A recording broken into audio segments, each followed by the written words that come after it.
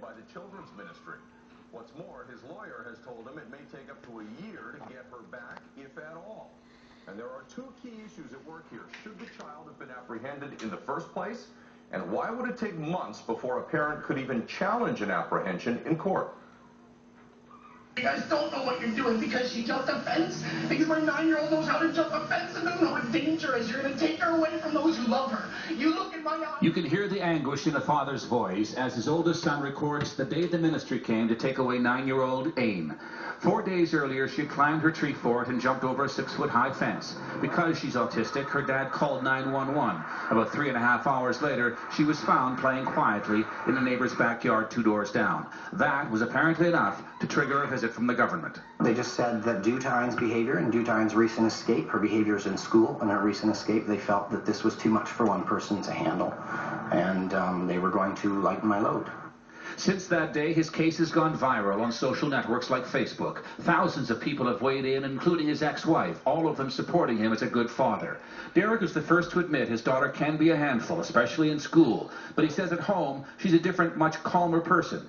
He says since she was taken, the ministry has asked for a photo of him, and Ain carries it with her all day at an undisclosed location for comfort. A government should not be allowed to come in and coercively remove a child and begin drugging these children without any input from the parent in such a short period of time that no medical professional can make a proper assessment of a child, not only in such a short period of time, but under those circumstances.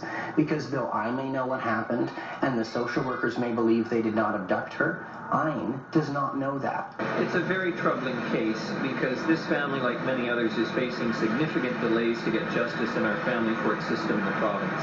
And it's very clear, justice delayed is truly justice denied. It may be up to a year before the fate of this poor girl is decided. Even the Autism Society has written to the Ministry of Children and Family Development, urging it to return Ain to her father, who would be well aware of her needs. The letter also suggests the girl, if left in the ministry's care for months waiting for a court hearing, could be harmed irreparably. As usual, the Ministry of Children and Family Development says it won't speak to specific cases due to privacy issues, but the ministry did issue a standard statement saying, quote, "The decision to remove a child is never made lightly. It is done to protect the safety of the child.